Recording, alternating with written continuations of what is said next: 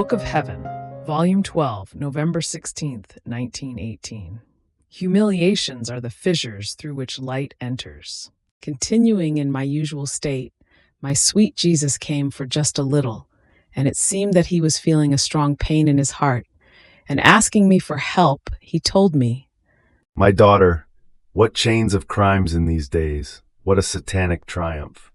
The prosperity of one who is evil is the worst sign, and these are shoves by which faith departs from their nations. They remain as though trapped inside a dark prison.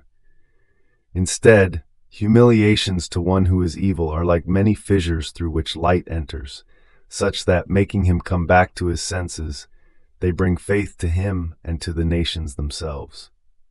So, humiliation will do more good to them than any victories or conquests. What critical and painful points they will go through.